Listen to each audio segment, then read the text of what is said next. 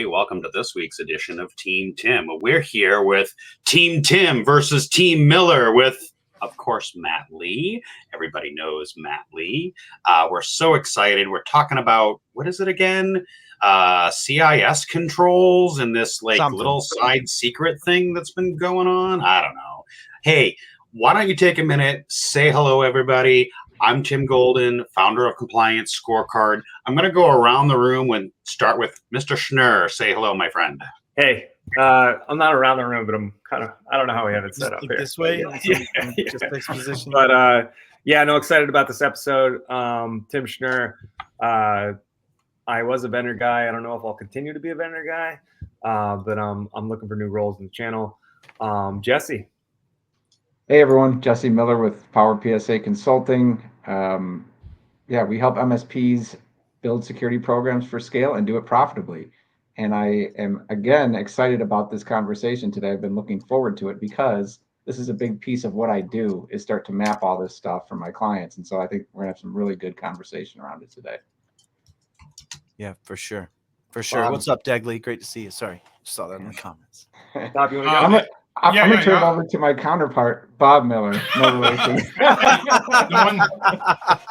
The one thing I'm 100% sure about now, Jesse, is that we outweigh them about 2-1. So I mean, if we go to the mat, we got an advantage. No worries. Right? But my name is Bob Miller. I'm the Chief Operating Officer of Global Data Systems, which is an MSSP in Lafayette, Louisiana. And I saw someone asking whether or not I'm more influential than Matt, and that's a crazy talk question. What I'm doing in this talk anyway is I am the classic integrator that's helping Matt, the visionary, get this all facilitated. So that's the role I'm playing. Love it. And then Mr. Lee, my friend. Yeah. So Matt Lee, I guess the leader of this band of idiots in the efforts that we're putting forward. My role. What do y'all want to know? Just hi, I'm Matt, or do you want me to get deeper into it? Yeah, Matt, so Pax8, what's this thing? Like, what's your role? I think that'd be great for the audience. Yeah, sure. So my quick background, just for everybody that doesn't know, is I was part of an MSP from literally, break fix kind of transition into block hour contracts to the beginning of MSP under $1 million in revenue, all the way to when I exited at 40 million or so. I did get my successful exit. I got to be rewarded for my effort of over a decade of time there, but I saw all the different things through it. And I also took some pretty big punches in the face from a security perspective. Won't beleaguer the point. You can watch many other videos for that. I worked for Pax8. Pax8 is one of the partners out there that is really trying to understand that being the Switzerland of all of this cybersecurity conversation of, hey, we have all these different partners that we bring in. We have all these different vendors. And so I proposed that the way they talked about things were a little bit broken and that we needed to be more CIS centric. Well, that was 2 years ago. One of the challenges I hadn't expected was none of the vendors talked that way. Nobody thought about CIS or really even NIST or extensibilities in that way at a vendor level. And so found this gap that there wasn't really a clear, distinct mapping. And also there wasn't really a clear path, right? I don't know how much you want to know, Tim, but I think there wasn't a clear way to say, hey, that tool does this. There's a lot of testing labs that do, checks against MITRE for TTPs. There's testing labs that'll go out there and do whatever it may be from an efficacy perspective of a tool. Is SentinelOne or CrowdStrike or Malwarebytes or ThreatDown or whatever it may be. Who's better? Who's best? Which one's the top right? There's that out there. But there's not something that says, if I use this, it'll help satisfy this 3 of the 153 safeguards. And really, when you get into thinking about NIST, I like to say that CIS is the how to NIST's what. And CIS is the how to a lot of things what, right? And so this is what I looked at as the translative language that gets deep enough into the technical and process-centric. It's almost 50-50% process and technical. So it gives this really clear mix as a way to map what I'm doing as how my clients are set up for security posture. And it has IG 1, 2, and 3, which allows these delineations of scale and need. So I just picked that as what we're missing and started trying to apply that manually by mapping. And we can kind of go down that journey later, but it was a real problem. There were some challenges. Yeah, that's great. So a lot of our audience is enterprise, CISOs, and BCISOs as well. It's kind of a mixed crowd channel, MSPs, security practitioners. So I'm glad you explained that kind of the NIST CIS and why you went CIS. It sounds like the technical, prescription, right? and I think it'll help a lot, like with all the noise, right? Because every vendor's got they're not describing things the same way, right? Like, you know, is it vulnerability management, or is it automatic pen testing, or is it attack surface? Well, you don't even have to ask those questions. They just simply say stops all threats or lets you sleep at night as a CISO. They get really esoteric about it. And that is part of the challenge I want to fight through, right, Tim? So thanks for calling that out, is that there is a lot of, when you have an uneducated buyer, and I don't mean this in a negative way, I mean this as a definition. When you have a low consumer maturity across the board, then you can sell in histrionic ways, right? You can sell by fluff and marketing stuff. But when you start now saying, here's the stuff I want to accomplish, which one of those? Are you a nail or are you a hurricane strap, right? When I'm building a house, I need nails and hurricane straps and studs, and I need trusses. Like, which one are you? And those are very defined in those industries. In our world, we've lived on a lot of magic and smoke, right? And I think that's the point, is we're starting to try to find a way to define that. And I've just chosen to use CIS because of its pragmatism as a way to do that, because it says things like implement DMARC. Great. I now can break that into its taxonomical components. And what is taxonomy, right? What do I mean by that? I just mean, why is a stegosaurus a stegosaurus? Okay, because it has those like spiny things on its back, and it has like that big thumpy tail that's usually found next to it in the bone structure. Like, that's probably a stego, right? And it has grayish skin because that's how we painted it the first time as a Disney thing. So my argument is that we are making that taxonomy, and we did it through looking at the CIS safeguards, breaking them into their actual important words, right, from that aspect. Is that onomatopoeia when you say thumbs up instead of the thumbs up emoji? Anyways, I digress. Like, I digress. So it's like, instead of clap, it's the sound clap. Anyways, but we wanted to break it into taxonomy.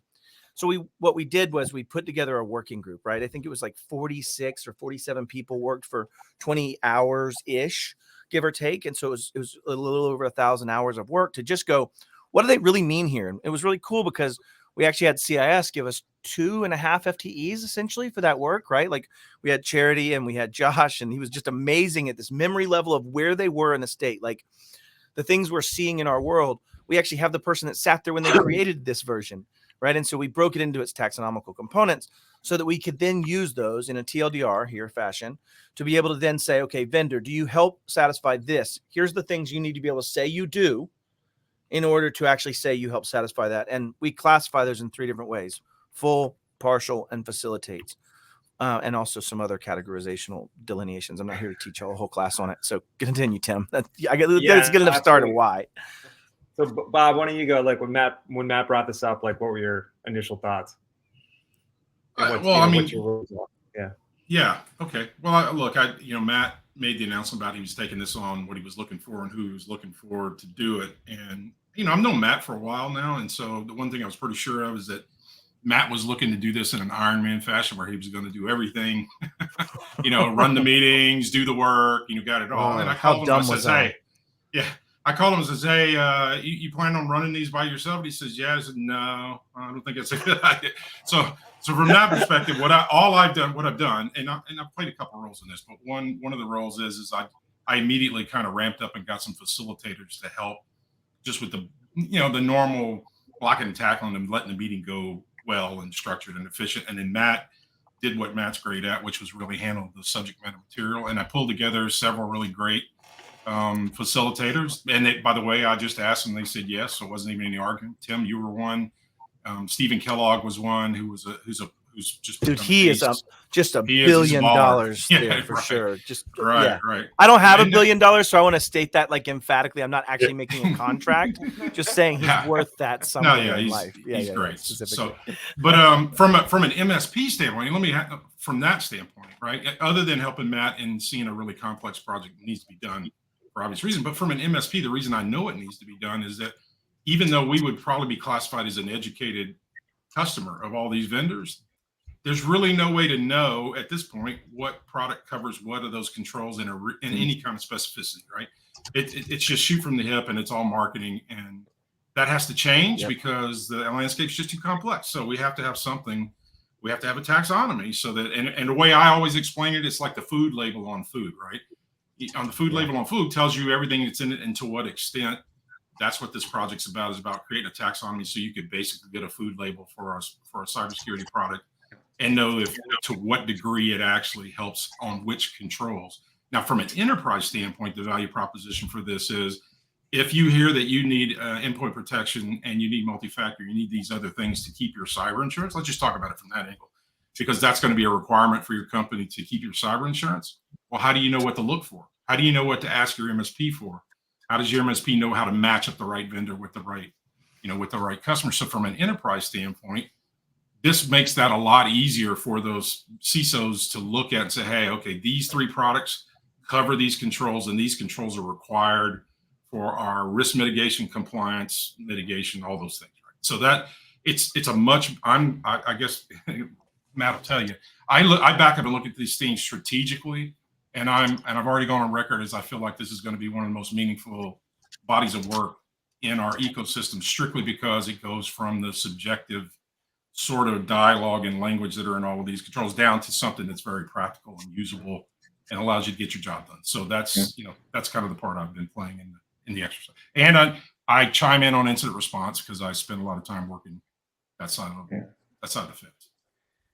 Yeah, when I heard you guys were doing this, it was extremely exciting to me because this is really what unlocked the profitability in the cyber program that I built first. In the first MSP I was working at, and really made my transition into cyber back. This was like in 2015 or 2014, something like that, going from an infrastructure MSP to a cyber first MSP. And we made those mistakes early on, tried to sell tools, and people like there's no value proposition, right?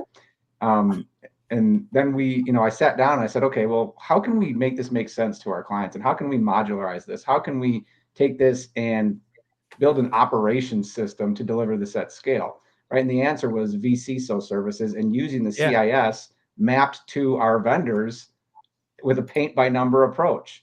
Right. And so we did all this work back in 2015 and kind of put this together with our vendor stack and our ecosystem. And it was like the key unlocked it. Unlock the door. And all of a sudden, just, and this was in 2015. I mean, I dare you to say you were to go try and tell somebody CISO in 2015. Right? It just didn't happen. But it worked. It worked for us, and it worked really well. So when I heard you guys were doing this, it was extremely exciting. That's a long way to get to a question of how are you going to prevent it from becoming NIST-ish, right? And being this super detailed, intricate, and you said esoteric, but like an esoteric endeavor where the few can really understand it. Like, what's the approach to take this and operationalize it and make it accessible to the MSPs, right? That's my major question to you. All right, you're pulling my string and you know it. There's one way I expected this to go. There's one way I had never intentioned it, and there's one that I could have intentioned but was too stupid to have known. So the first one is, if you remember, Bob, the first thing that you said to me, because I am a visionary, but I also have I can be forced to be an integrator, but it hurts really, really bad. Right. So there's that aspect of it. But I did, before we went down the session work, me and Veronica, who is, she's not here represented, but she's been instrumental in this. She's a graduate student that this is her first real data project. And she's been awesome. But Veronica and I first carved out these controls in kind of a visual, like a little terrible visual that I made of just, here's the pieces, here's what are part of that. And it really, to Jesse, to your point, was to keep this from getting overwhelmingly too much. But in the same balance of, if you don't understand that in 1.1, an asset includes that IoT thing, or perhaps maybe that computer your home user uses that might have, let's say a Schmelex server on it that might be maybe out of date, that might also then VPN into your infrastructure, that might be part of maybe a Schmassword manager. Like, you might want to know better that 1.1 was supposed to be extensive of that. So you have this balance of needing too much. And Tim, I know you wanted to get into that part too, and maybe I'll lay off of that part. Yeah, absolutely. Just go. I can carry my thought in a minute. So Jesse actually said that it's like they're having all these 2-hour calls, like talking about the nuances of the controls, and it's like, seems like they're getting in the weeds too much. So I was gonna go before Matt kind of answered and say, like, well, I think we know where Matt's going with this, but sorry. I said, like, oh, there can be no gray area, right? Like, the part has to fit, right? Aviation parts, like grade, engineer, and whatever, just so that there's not this free for all of like vendors saying like, oh, I matched a bunch of controls. So yeah, Mr. Golden, what do you what do you think about getting too far into the weeds? And then we'll let Well, Matt go. Go ahead. Go ahead, Matt. Go ahead, Matt. No, I can wait. I'm good. I promise. I can be patient. I took my patient pill this morning. All right. Can I just say, Yeah. I both love this and hate it at the same time. Matt, you mentioned a few minutes ago, talking about putting together a visual, talking about putting together, and working with Veronica to like take your brain trust and put it down on paper. And, having worked alongside you and many other great people that have been part of this sort of work group, it's been a lot of work, right? And so I'm going to back up 10,000 feet because you know me, I'm the framework guy. And, as Jesse pointed out, 2015, kind of doing things like being able to follow a framework and being able to follow a framework that is relatable to the small business. There is absolutely no way that I'm going to do 853 to Johnny's Lug Nut Factory or to, Mom's Donut Shop. Right. Right. But CIS, as Matt pointed out, having that balance of both operational and technical pieces in CIS is very easy for us. I use the word easy loosely for us as MSPs to be able to bring that forward as a VC. So yes, Jesse, I used your word as a virtual information security officer to help our customers. The challenge then becomes I'm an MSP, MSSP, VCISO, and I'm like, great, how do I tool my way into this? And when I think about all the things that are there, and I think about the mind-boggling, like millions of tools that MSPs have at our disposal, something like this project is so important to be able to identify what tools can help us. We have the people, we have the process. Now we want the platforms to do the work with us.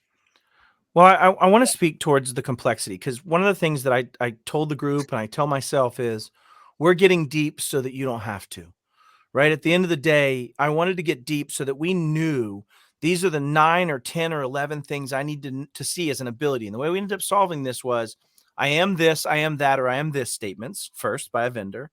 And then I support these abilities, check all that apply. And those abilities will then dictate whether they are full, partial, or potentially maybe none, right? Depending on what's chosen, right? And so when you think about that, the identity is for us to go deep into what are those abilities that I need to see out of this to meet the mere taxonomical. Like I joked before, a list can't be a list if it's not a list. Like you could say I'm a list, but if you don't actually have a list of stuff, like that's not a list. That doesn't count. You didn't meet the bare. Even though I don't want to tackle efficacy, there is a certain amount of efficacy that must be met by us looking for certain attributes and abilities. And that's the first thing that I would say. Why do we get deep?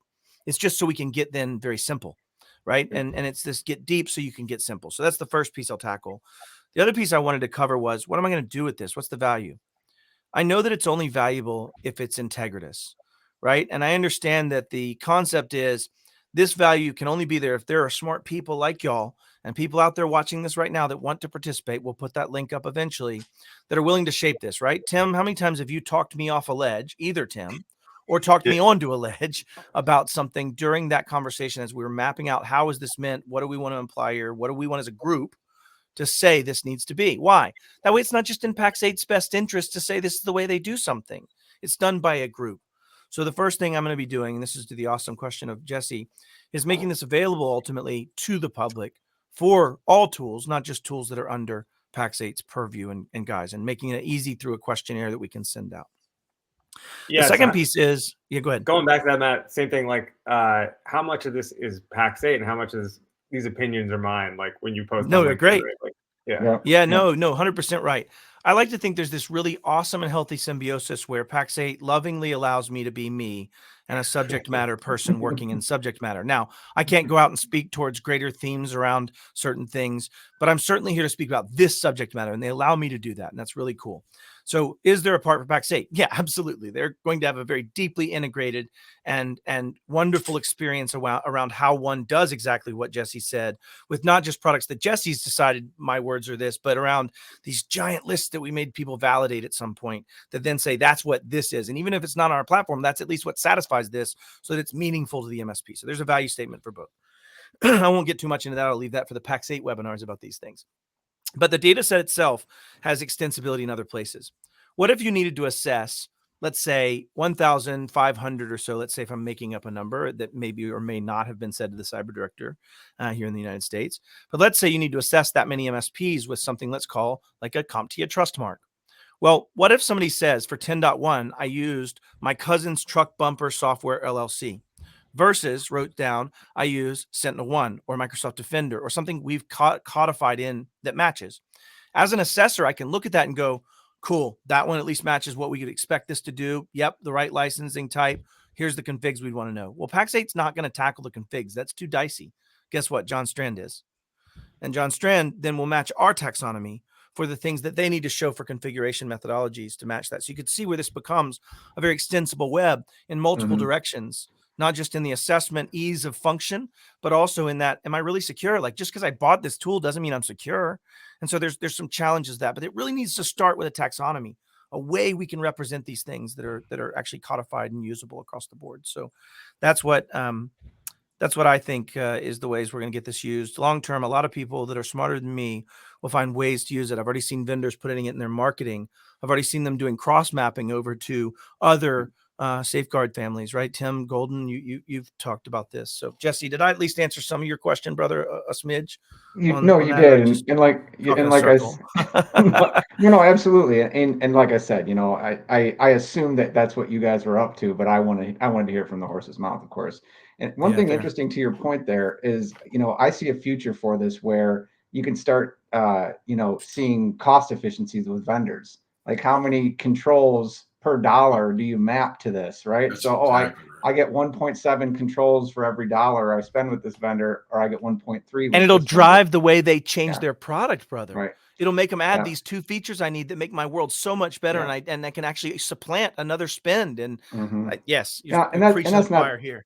That's not everything, right? You got to figure in ops efficiency, and there's pieces to that as well. But Efficacy testing, other pieces come into that. Yeah. That's a good starting point as any, right? So, Bob, I think, you were saying that in the green room, obviously, that you thought the process helped really transition or mitigate some of the complexity anxiety I had. So I wanted to hear from you on that. Yeah. Well, I mean, look, every control framework is complex by nature, right? I mean, you're talking about a framework that actually has a lot of complexity.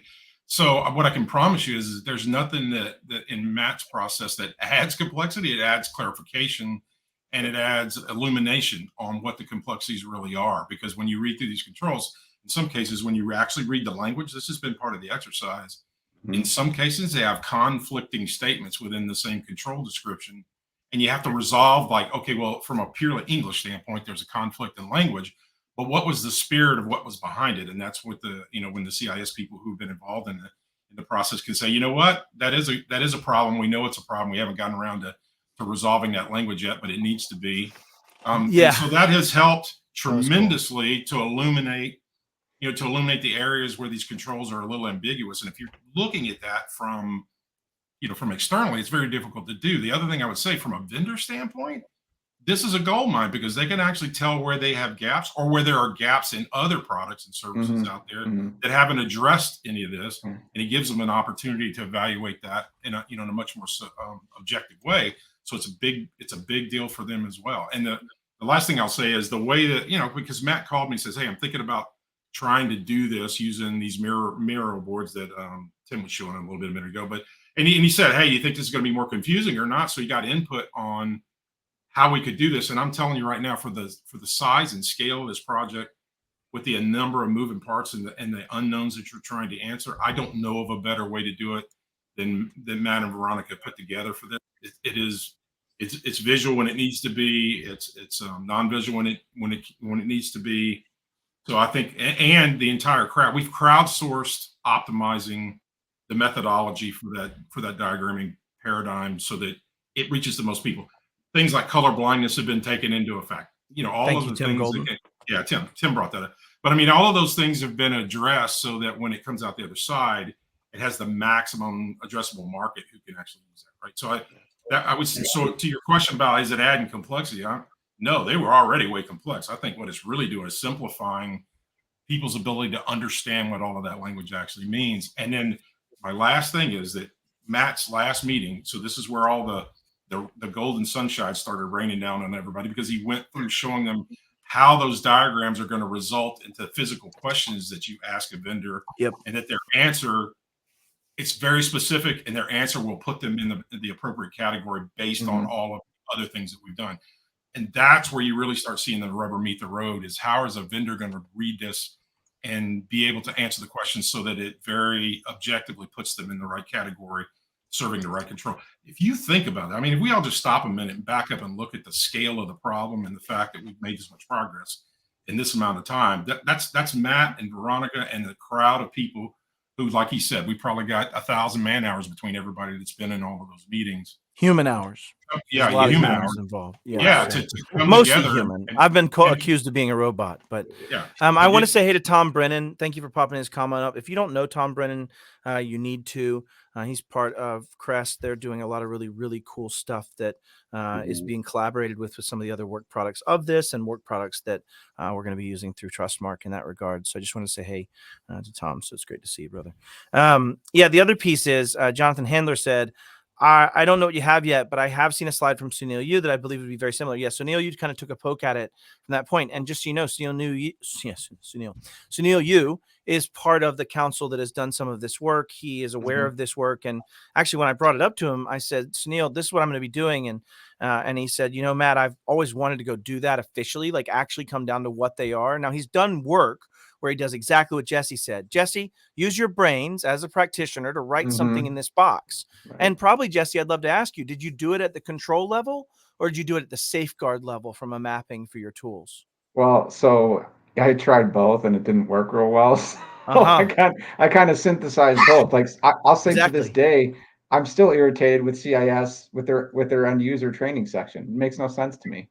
Right? Like we have all these different, do you train on this? Do you train on this? Do you train on this? Every risk assessment I build, I smash those all into one question. Do you train on this, this, this, and this? And then the second question is, do you train on specified roles? And then, hey, where's our which is the last question? 14.9, right? Yeah, to that point. Exactly. Yeah, what's funny about that is, I think what's interesting, are you familiar with like the term of psychometrics or testing analysis and things like that? Yeah. 14 is an example of where humans are broken, Jesse, if I'm really candid. Because if they had just written it in 1.1, we'd all have an understanding that 1.1 includes Homeboy's machine with Plex running on it, right? But they don't. Right. So an example of 14 is where they took 1.1 and made it 1.1 through 1.14 and then added the other 9 on top of it. And so there are some of those differences in how they approach things that are part of some of the challenges that Bob brought up that we can bring up by the visualization, because we're like, bro, see how different these look? You know why they look different? Because you chose to use maybe or thou shalt here, or maybe you decided over here you're going to implement and track, but over here. So there's these big gaps in that. I'm not doing that to poke fun at CIS. I love you for your work. I find myself failing in the same ways as I try to apply this. And that's why we went down this questionnaire-based method. I wouldn't mind if we can get this, if somebody wants to chat for a minute while I get it set up.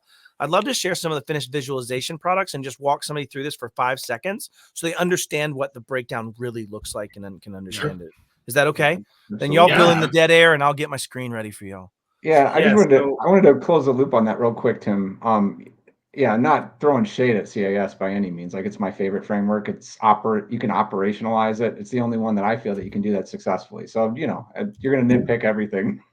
We're practitioners. It's our job. So I'm a vendor. I love what's going on here, and people don't understand me. So this is going to cut the noise. I'm a vendor, like compliance scorecard over here to my other way. Yeah, that way. Yeah. Right. Who's the decider? Who's the decider if my functionality is and you said facilitates, great question, partial or full, right? So I think that's probably for the vendors on the call. Yeah. Like, how do I do this? You can be. Who's the arbiter of truth? You can be. Yeah. You can be. So what we've done is we've built initially a council of just loosely whoever thinks they have enough experience to get in here and play this game. And I think it's because we controlled the game the way we wanted to. Adding to that, we're going to be taking a subset of those humans and making a council to be that arbiter that will ultimately in Q2 and Q3 and Q4 and QX as time goes, develop like, what do I need? Like, if you say that you're a list of software for 2.1, or let's say you say you're an automated software gatherer, right? Can you show me a screenshot of X? What does X need to look like? Mhm. And at some point, that council, when a new vendor goes through that form, will be validating those. They'll be going through it as a group with me, unfortunately. I'm sorry, y'all, for ad nauseum time going, does this screenshot really show what we need? And if not, what guidance can we give back? It's the way it's always built, right? Think about trying to take MITRE and then scale it. What did MITRE take to scale that, the attack and then ultimately defend framework? That's what we're trying to make here, something publicly trustable that you are welcome to come join and put your name on that editor list and argue it out with people like me that'll feel very differently or very the same about certain things. And we'll figure out where it needs to land. And we've made a lot of those Sophie's choices because this is something that gets shaped over time. And it is a bit of this, thou shalt do this with also nuance. Anyways, it's a great question though, Tim. Yeah. Matt, can you talk a little bit about Tim? That might be a hard one, right? Like we're kind of like, well, where do they fall? Yeah, go ahead. So I was going to say, Matt, can you talk a little bit about, like, I know how you broke it up in a couple of different, like, is it a facilitator of the tool? Does the tool facilitate? Does the tool X, Y, and Z? Can you talk about that portion of how you did this and how you were kind of bringing that to fruition? Because just because I'm a vendor doesn't mean I can satisfy control. I might facilitate, right? So you had a couple of different nuances there. Can you talk about that for a second? Give me just a second. I'll have that up, and then you can share my screen. I use the Tommy Boy example for this, and I don't know if Matt saw that or not, but so, I did. You know, he's in the elevator with Dan Aykroyd, and he was like, I'm butchering the line, but something about like, oh, there's a pine scent in here or something. It's like, it's a taxi cab air freshener, you know. So how much of this is like, and he's like, you've pinpointed it, you've identified it. And he's like, now the next step is washing it off. So how much of it is signaling the information or sensing or analytics, and how much of it's actually doing the thing, right? So yeah, I'm ready if you want to share my screen now. Go ahead. I'm good. Okay, so we'll get through some of this. By the way, I always like to put in images I've generated and then the slugs of how I generated this. So this was generated an image of someone staring at a map in old world style. And this is proof that AI is not taking over anytime soon, because I asked it to make the picture of a giant beard and no hair or hat, and it categorically failed at both of those statements, but I went with it anyway.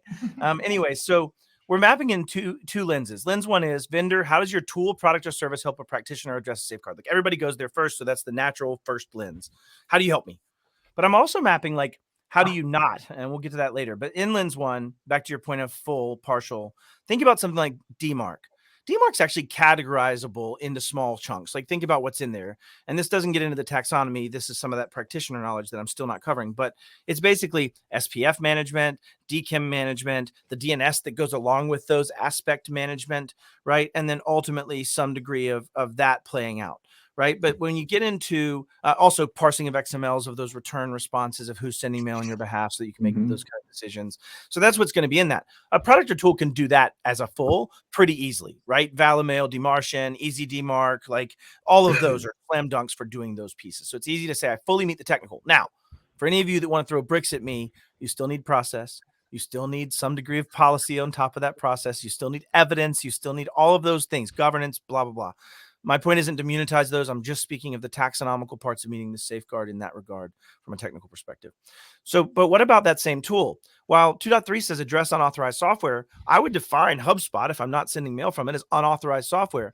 And my ability to go into a platform and say no HubSpot on my P equals reject, or all things in reject except for what I've approved, is helping in some way partially meet that.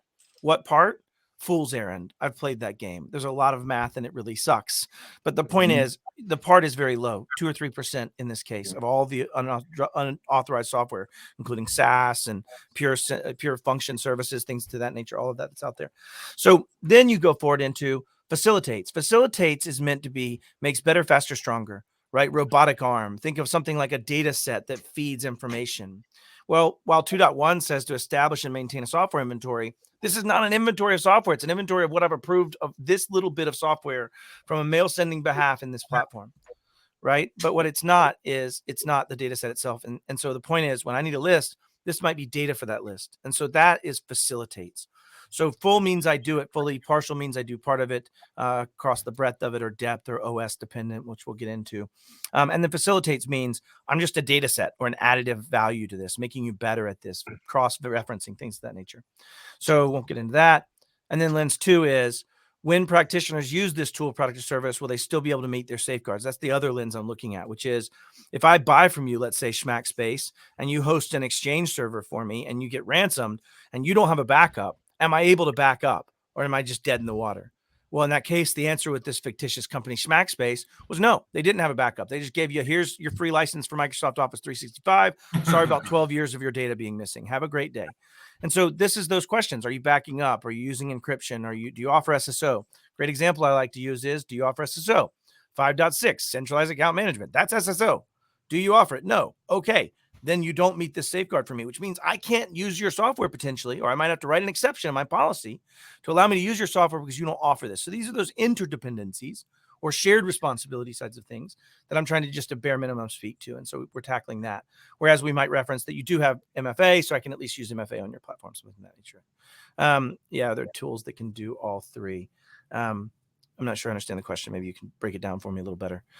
Anyways, and then lens 3 I'm not tackling, which is, how do you actually protect yourself with these safeguards? Why am I not answering that? Because everybody's terrified of this question. And so we'll let Trustmark handle that long term. I also did want to give a shout out, since he's here. It was actually part of my deck talking about the partnership and the value that these organizations are starting to bring together using these tools that I hope will ingest some of this data.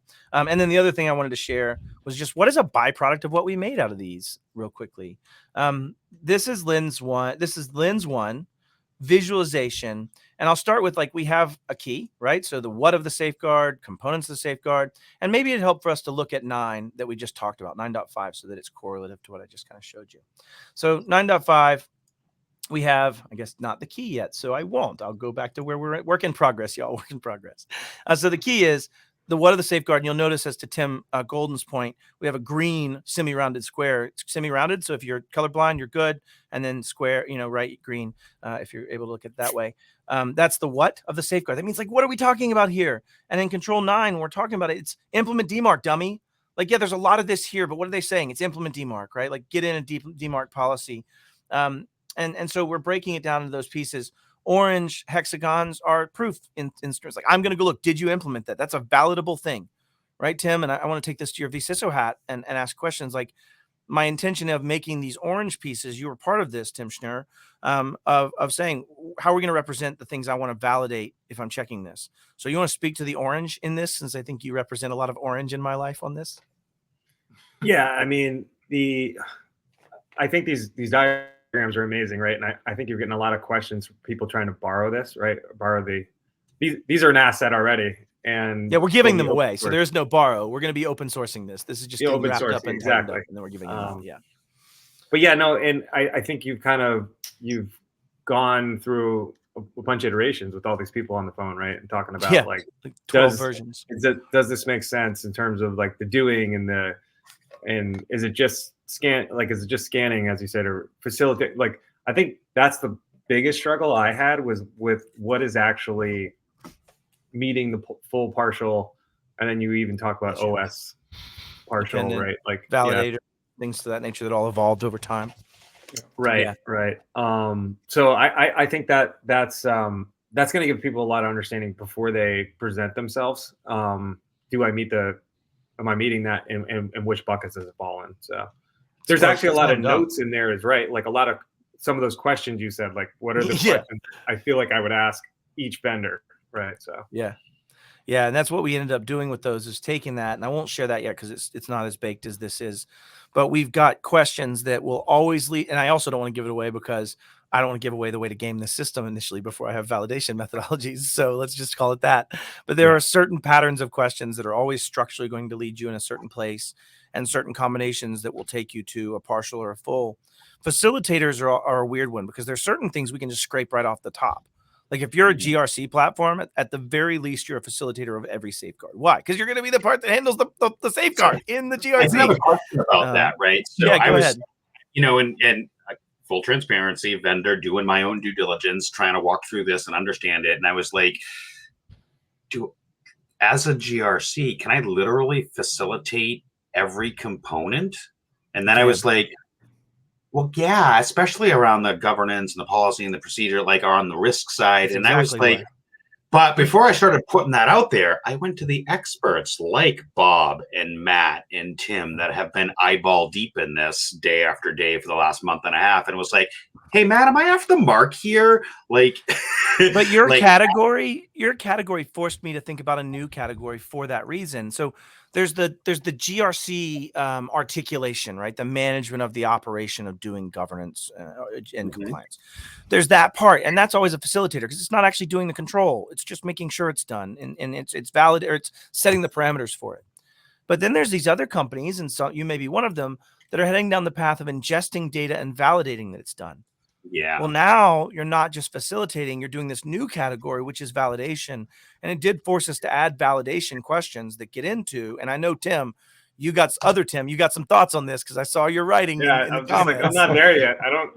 I still think it's a version of facilitate, but anyway. It is, but it's a way to show that you are not just the matrix in which they're hanging this policy and managing it, but you're now also part of making sure that the control's actually validatedly done.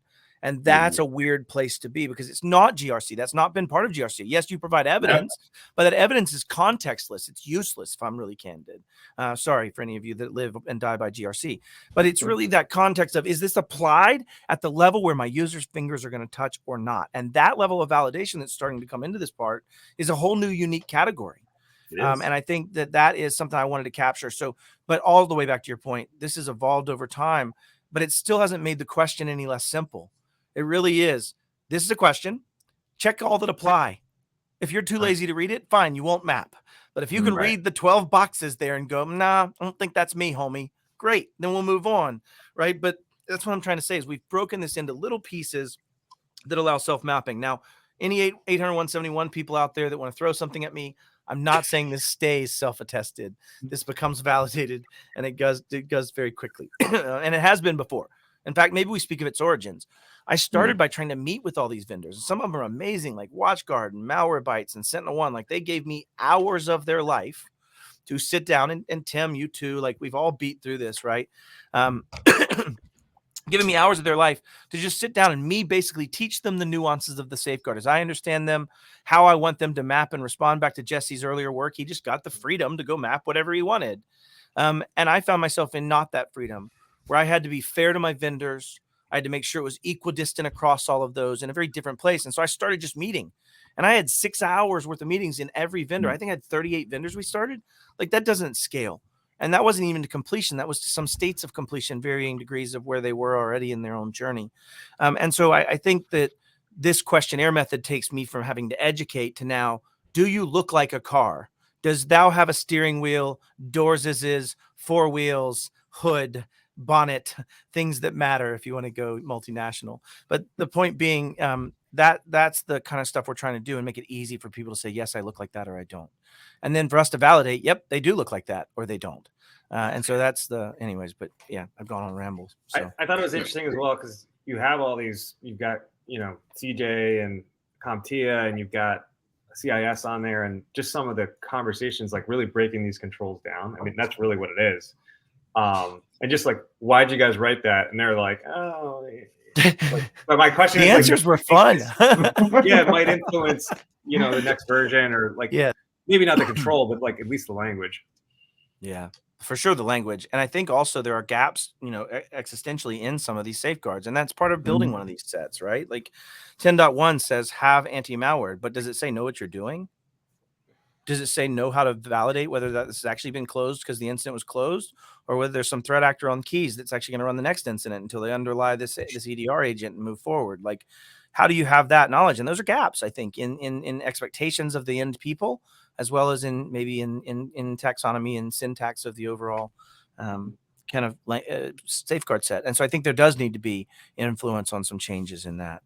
There's also, go ahead, Bob. Yeah, go. I was just going to say, I want to make sure everyone understands, right? I mean, you got to eat this elephant one little chunk at a time, and there are going to be a lot more iterations of this as we kind of evolve this group, and because it's a living process. So, the next meeting with stakeholders is going to result in, almost always results in some review or recast of what the current view is. No pride of authorship every time. Right? No. Well, we're going to keep changing. And look, the way you get the best results is when you include as much diversity as possible. Matt's been very careful to make sure that we had plenty of eyeballs from plenty of different angles on the problem. Assessors, practitioners, FedRAMP, 100%. people that created this, like Phyllis Lee, Right. Josh, Charity, Sunil Yu. I mean, we've brought in so many people just to say, and John Strand is going to give us an executive as well that we're going to be able to use as we go forward. So, yeah, and I would argue that this is the first time that this problem has been addressed with the diversity of perspectives that have been engaged in this process, and that's a tribute to Matt's ability as someone in our channel Thanks, to show them the value proposition for the entire ecosystem, not just for PAX. He's been very honest, straightforward about that. What people don't see is 2.5 years of drum beating to get to this state. Matt, we've been talking about. I remember the first time we had a conversation around this. It was at Secure almost 2 years ago. Yeah. Right. Yeah, I'm still beating the drum. I promise I'm going to get this thing out next Thursday, and I was an idiot. Yeah, but so I just want to say that yes, it's auditable, Eric Stover. We actually have every single video recorded of the entire process. It is a very transparent intention, very much after the lines of DEF CON and other platforms there. I wanted this to be something industry accepted and transparent. So yeah, great question. Yeah. I love that you've taken that approach, having been on many of the calls, not all of them, but enough of them, like always level setting on that transparency, always level setting on, the ability to make sure that there's efficacy and integrity throughout this process, right? It's not just because Tim or Bob or Matt or any of them said, this is how it's going to work. Yeah. It was a collective effort, right? And being able to facilitate that and wrangling all us monkeys in has been a challenge. So you've done really well with that. And I'm pretty excited to actually start to see this come to fruition because you've been talking about it for a while. What are the next? 100%. Talk about the timeline here, Matt, like the rollout. Yeah, what's the next things? Yeah. Really, really quickly. So the 153 visuals, we are putting the final buttons on. Veronica, if you're out there watching, is a slave driver to me about this as far as working and just absolutely getting hours out of me. Sorry for any negative connotation on that. That wasn't my intention, but definitely Veronica is beating me to death about working on these. So we'll get these 153 safeguard maps out in about a week and a half, 2 weeks. I think it's early March that we'll have those out. The questionnaire is already up to control 3, working through taking those maps and then taking the taxonomy and breaking them into the parts that we need, and then sprinkling in all the advice that y'all gave, right, of the other pieces that we know as practitioners, and trying to be respectful of both parts of that. So we're going through and doing that review one by one. About 4 hours a day of it is dedicated right now for both of us, maybe up to 6 and 7. And then ultimately we'll be releasing the questionnaire to all of our vendors as a way to go back through the vendor work in March 20 something or March 16th for them to all work, which will bring us to the council meeting again in Q2 to start reviewing the results and seeing if we're just completely stupid and this is going to completely fail. If I'm candid, I don't know. And what version of that questionnaire will have to exist before this is functional. We want it to be 85%. That's what I'm hoping for, is a bell curve range of the effectiveness of what me meeting with them would be. And let's talk about that. I think this is less effective. This questionnaire is less effective, but it is more congruent. Right? Because in my earlier way, I'd meet with Bob and Bob would talk me into one thing. I would meet with Tim Schneider and he'd talk me into another about his platform. And I was finding myself being human, unfortunately, and having contextual analysis that takes me down a different path for this than that, which is good some ways, right? Because it helps you understand nuances of a control. But in the same ways, it's bad. Because it now creates dissonance in the data set and makes it not valuable. So I would rather shoot for an 85% data set that is completely congruent, that meets those understandings, than a 98, 99% data set that has these little riffs in it that create challenges as we apply it. So I hope that helps you understand my methodology on this a little bit. Yeah. You want track and field. You want like precision timing. You don't want right. Where it's like, I don't know if that was the best comparison, but I'm with you. I'm with you. Yeah. No, I appreciate. We don't want any of that. Yeah. No, I appreciate you saying that, because asking that question, because I wanted to. I was like, when is this going to get done? Because it's going to make my job easier, and it's going to my clients will be happy because they don't have to pay me for a month of doing that. We can skip that part.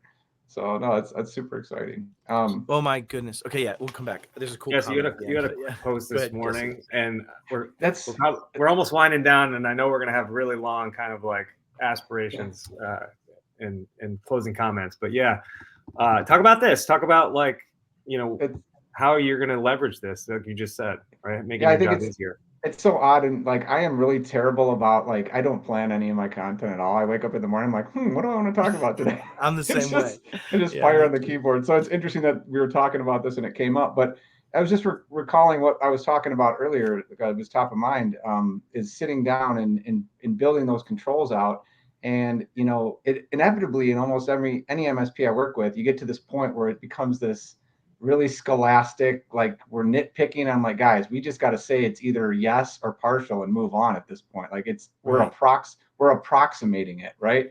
And so to the clients, they don't care about all of this. So I love the fact that you guys are sitting here and taking what is it? I can't think of the writer, but he said, I didn't have time to write a long letter, so I wrote a short one.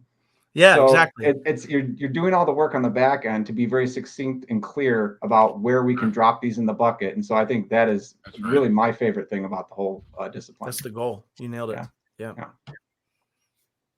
Tim, that's the goal. Mr. Golden, do you want to talk about what we? I think for closing remarks, I was hoping we could talk about like why each of us. I think.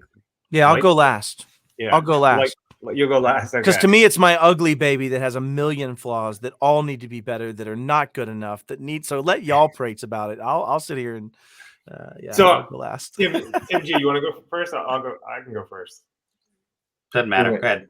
Yeah. So standards, right? Like everyone talks about like compliances and security and standards are flawed, right? But like they're the best thing we can do to measure, right? And if you don't measure, you can't compare other. An orange from an apple, whatever it is, you know, one company from another. So I think this is a really great next step. It so happens that we all kind of like CIS controls. They're prescriptive. You do them in priority from 1 to 18.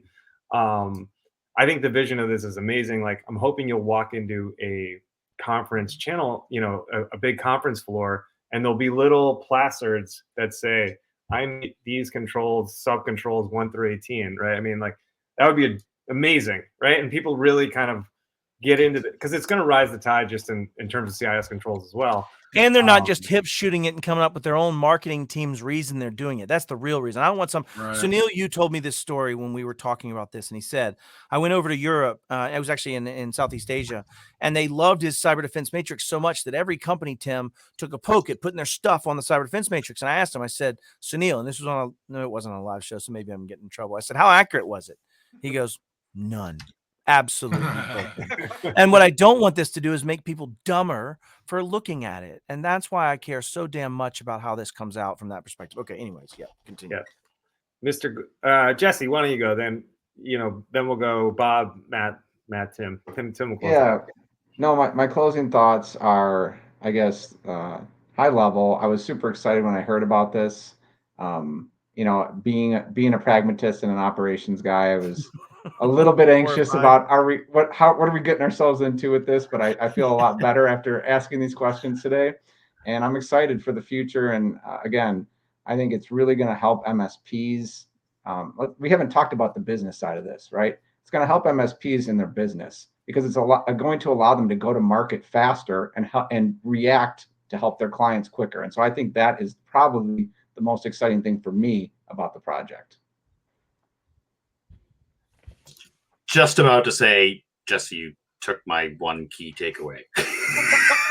I guess that's what happens when you go almost next to last. And so at least for us here at Compliance Scorecard, right? And for me personally, I first want to thank everybody that's been involved. Obviously, Matt, Bob, Tim, but there's been so many other people involved in this process beyond, you know, the 4 or 5 that you see here on screen today. And I want to thank them for their 48. And I want to thank them for their efforts, right? Because this is not only a huge undertaking, but it's what's been missing since I first started in 853 version 3 way back in 2000. I don't even remember the date. It's what's been missing for the MSPs, for the IT professional at the end of the day. Even if I just work at a company and I need to figure out how am I going to address control X and control Y. And there's a plethora of tools being thrown at me all the time. Now I can start to get some efficacy. I can start to get some validation against here's tools and here's what they do, and better yet, what they don't do. Yeah. Right. And I think, at least me for as a vendor, like I want to make sure that I'm doing what I'm saying I'm doing, and I have somebody else that says it with me, because it's not just me saying I do this.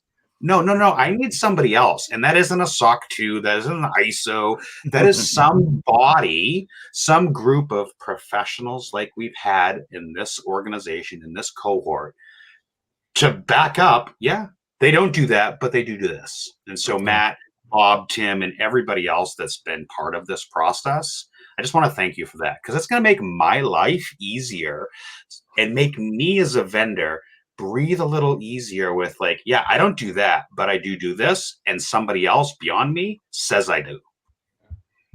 That would be my key takeaways. Thank you for all the hard work. Yeah, absolutely. The other Miller, Mr. Bob Miller. Yeah, well, I'll make it quick because we're gonna run out of time. But other than I love doing really hard stuff, and this is obviously a really hard project to try to get under, to get done. So there's a dozen things that I'm taking away from this. Obviously, from an MSP standpoint, all the things you guys mentioned are important, and those are all valid reasons. But the other reason is I also want to make sure that we memorialize how we've gone through this process, because there are other aspects of the cybersecurity ecosystem that need the same sort of work done, right? And this is, in my opinion, this is going to be a successful project and a successful method of doing it. It's not only going to help us all as practitioners, it's also going to help us against regulatory bodies when they start slinging around language that they don't understand.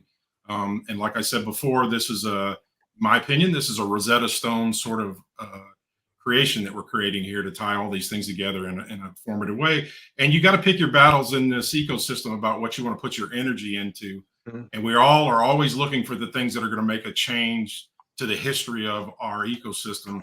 And plain clearly, it's not just my perspective, everyone else's perspective. This is something that's going to go down on the records as a milestone moment when we actually change the way we're working in this ecosystem and how we are learning to take more control of it and to make it better on everyone's behalf. So that's my takeaways. What I'll add to that, I think, Jesse, you got so close to getting it right.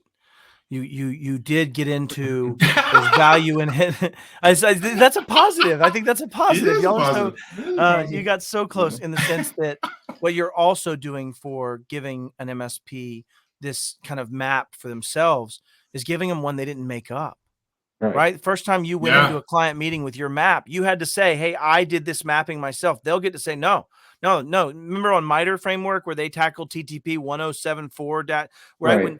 And I'm not actually giving a real MITRE number, so y'all don't like beat me to death. But the point is, where you're not actually doing that, or you are, I want to be that around the components of CIS. So when you're going into that meeting, Jesse, and saying, I use these, you can see their cross-reference. Yeah. You can see how they work. And what without bastardizing Black Hills and John Strand's vision is, they want to then say, is it configured right? Is it set up properly? Do you have the right settings set? Like, gosh, imagine those two together in a way that we're actually implementing things. And so for me, I won't go as big as Bob and those as this being that foundational, because I don't ever think of myself in that state. But I will say this gives us the framework, Bob, you said it well, to take this type of method and do this for, what did you mean by this safeguard NIST? What the heck did you mean by this ACSC? What did you mean by this NCSC? And it should, if used properly with what we discovered through CIS's work, is that they're going to start using our visualization to show those incongruencies in language. And someone did bring up LLMs and some of their value in that. And that is a true statement forward. In fact, Bob and I are putting all the videos, all the recordings, all the things we've done over this working group and building an LLM long-term with that data. That's one of the reasons we're preserving it. So you could go do like the kind of ask LLM about, does this meet this standard? Imagine being a product developer, a product owner can ask a simple question about, if I add this to this product, does that do this? Yes or no? How cool would that be ultimately to have enough knowledge and understanding to start making that decision space? So I think you all understand this is actually a really bad project today. This is really rounding off the edges of what should be there, but it's the beginnings of a framework that could be used across the board that allow us to be more data centric in how we make decisions. And that's what I believe in the future of it. I think I've probably done just as many things wrong, however, through this 2 years of working on it as I've gotten right, if not 10 times as many. But I think we'll all be better for it long term. And really the big takeaway I had was, because you need to close out, is that, gosh, I do take up 4 minutes quick, don't I? That's on me. Is that everybody grew through this. Everybody experienced in this project grew, myself included. So it was a great endeavor, and I really want to thank everybody out there that participated. I'll shut up now, swear. Tim, you're on mute. I know I am. I was going to have you. I keep coughing and sneezing, so go ahead. All right. So thanks, everybody, for joining. Keep your questions coming in. Hopefully we'll... Also love you, Degley. I just had to put it out there. Yeah. 100%. Coming up next week, we have Robert on talking about, his worst case scenario. I'm not going to give all the gory details. I'm sure some people have heard of this over time, but same bat time, same bat channel every Friday at 2:00. Head on over and, do the like and the subscribe and the thumbs and whatever, all that fun stuff. So, hey, Tim Golden, Tim Schnurr, Jesse, Team Tim here. Thank you, Matt and Bob, and for joining us. Fighting the good fight, y'all. We'll see you all. We will see you all next week. Thank you. Subscribe now.